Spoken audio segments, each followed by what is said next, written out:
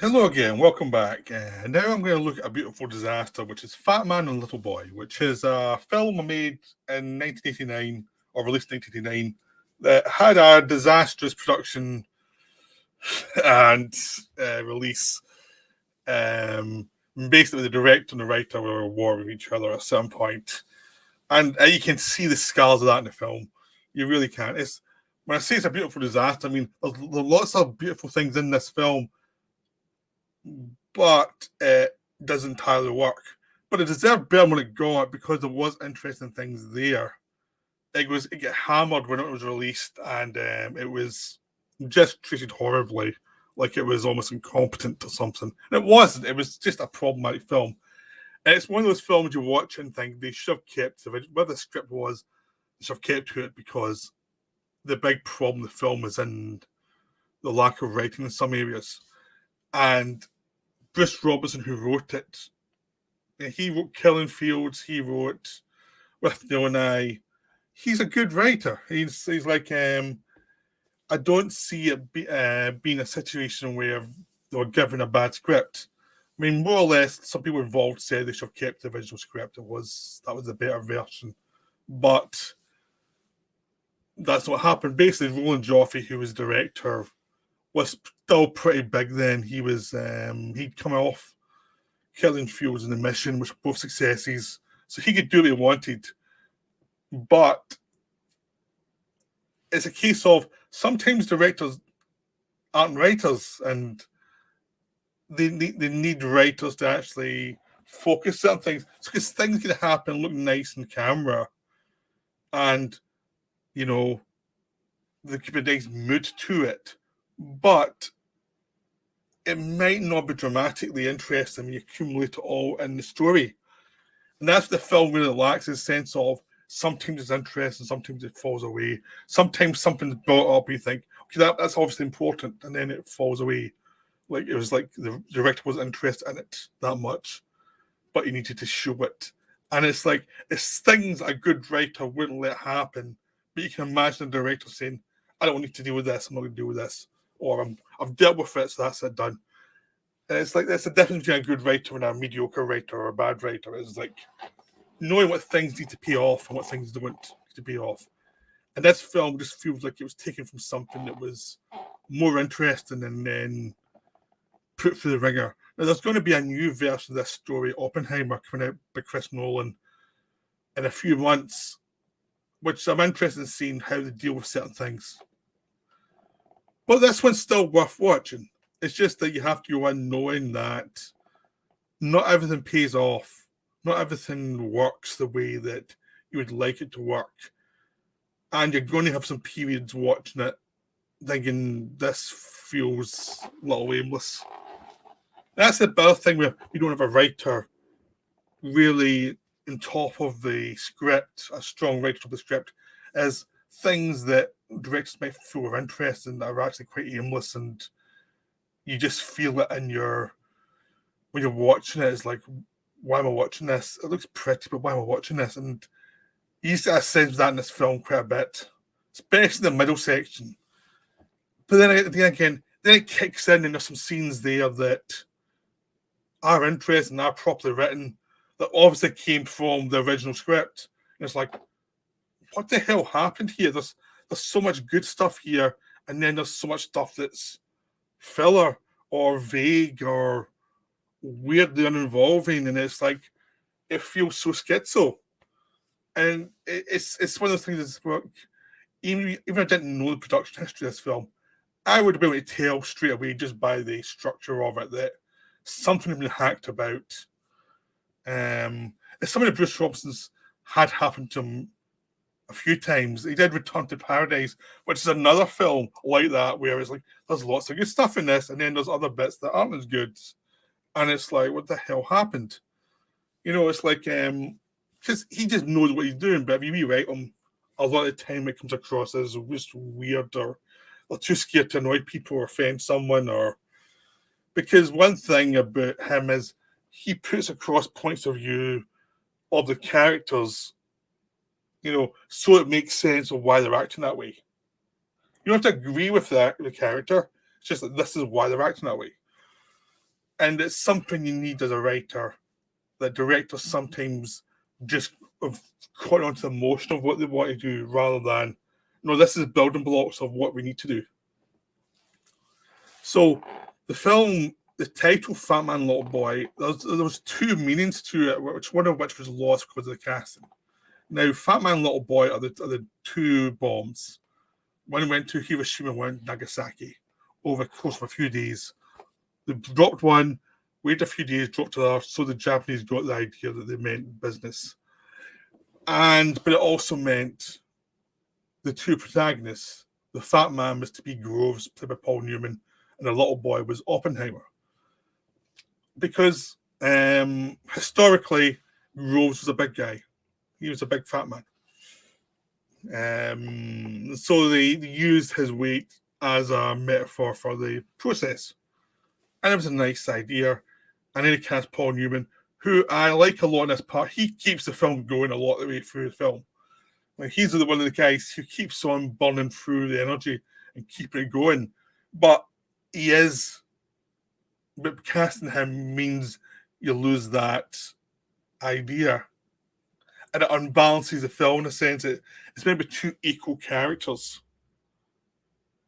And now it's like Oppenheimer's the lower character because he's not played by a big star, but Groves is. And it's a weird thing, is like if you cast Paul Newman, you had to cast Oppenheimer with a big star. Because Oppenheimer's the star of this thing. What they did was they cast Dwight Schultz, who was Howling Mad Murdock in A-Team. Now, he's actually good in the film. He can act. He's a good actor.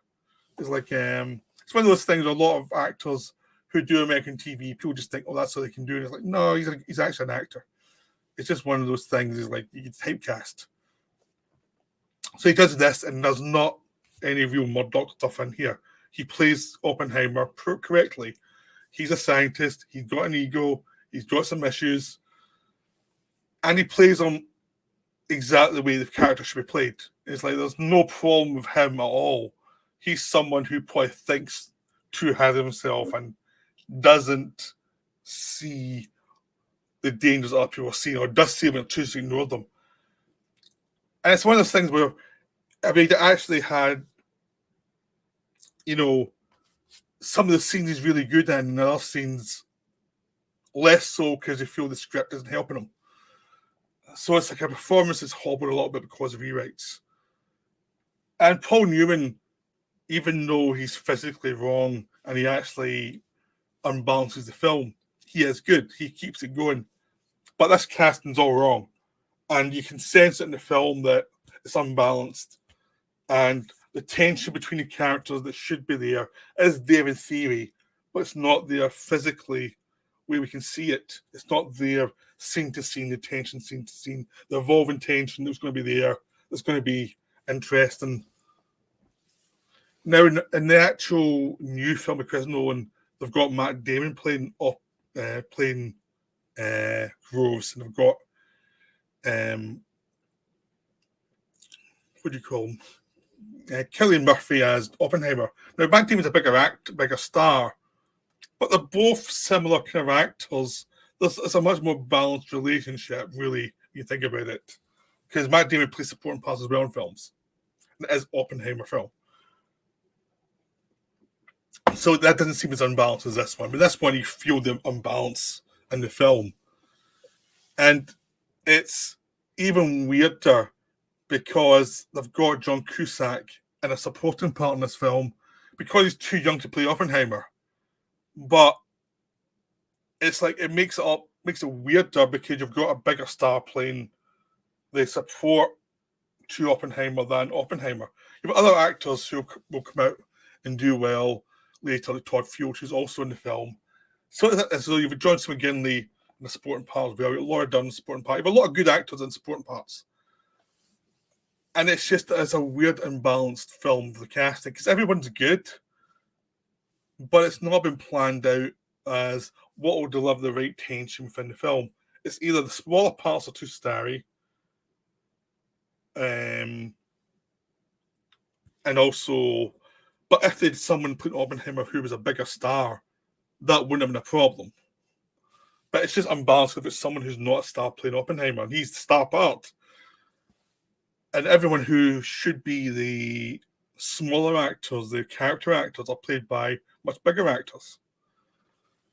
So it's just very odd. It's a really odd situation, this film. It's like nothing's quite cast properly, nothing's worked out properly. It's just weird. Yet the actual content's interesting. It's always interesting. You always tell this has been brought out from something that had been worked on. There'd been good material here. It'd been sorted through. It'd been clearly worked out somehow, somewhere, and then it'd been messed up. You can just sense it in the film. Like, there's a whole section about how one Oppenheimer has left-wing affiliations.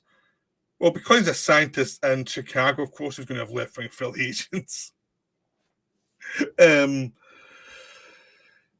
You know, a lot of the kind of more arty people or the more scientific people do tend to lean a bit more left-leaning generally. It's just, that's his life.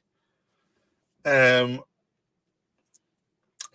the film shows he's not actually a communist. He's just someone who has social interests, but he knows some communists. And he's a lover who's a communist who they broke apart and now they're back together. And for a night, then she apparently commits suicide. Now, this in the script was much bigger. This was some of this is what Bruce Robinson really hated. Was because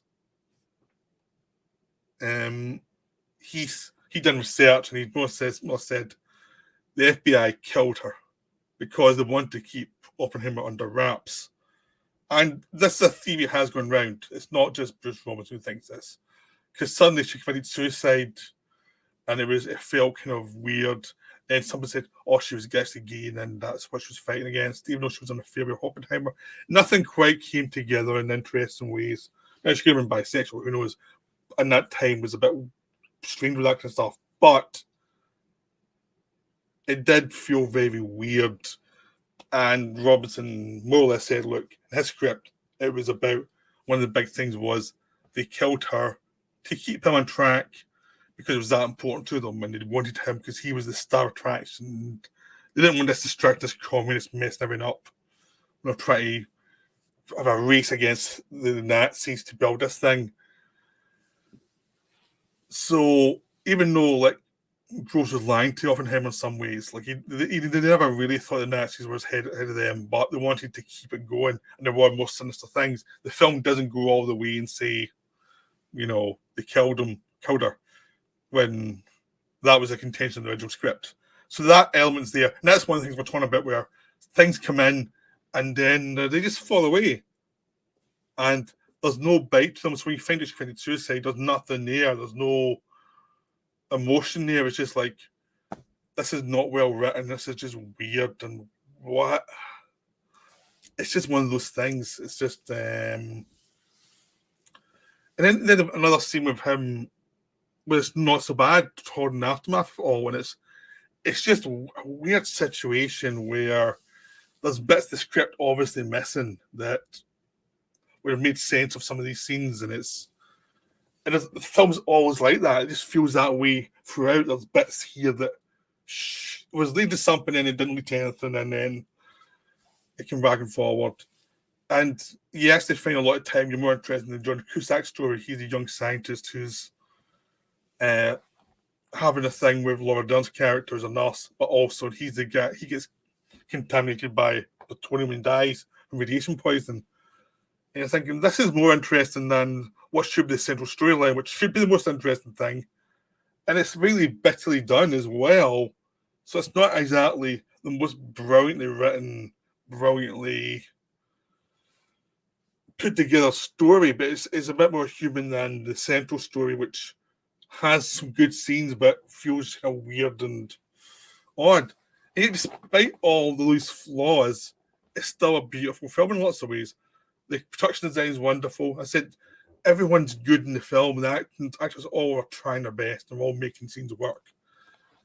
And as it comes towards the end, we realizing the Americans are actually pushing for this bomb even though some of the people don't like it, some of the Navy people don't like it, no one wants it in certain areas, but other people do, and it's like, this is going to change the world in so many ways that Oppenheimer cannot really deal with in his head. All of that becomes compelling. It's like, I wish there was a better film around it, because there's so much there that's good, and they just don't pull it off. But it's still better than its reputation. It's still more interesting than, that people suggest it is. So now it's been forgotten, and now the new Oppenheimer film comes up, it'll be like, oh, there's been a terrible film with this before. It's like, no, it wasn't terrible. It was a problem. There was some interesting things going on. So it's a weird film. It's like, it's not exactly good enough to recommend to people as a really good film. But there is interesting things going on here. It's just like, it's so flawed, but there's so much interesting stuff going on at the same time. So I can see why Bruce Robson's annoyed with it, because he obviously knew the potential of the film that get messed about, because it is a film that after you watched it, yeah, there's lots of stuff to love about, but there's also lots of stuff to be annoyed by. And it's just one of those films that could have been something great, but wasn't. And that's me finished with this one. I hope you enjoyed it. I've got one more video to do, which is going to be what the hell is this? So I'll be back fairly soon. Bye.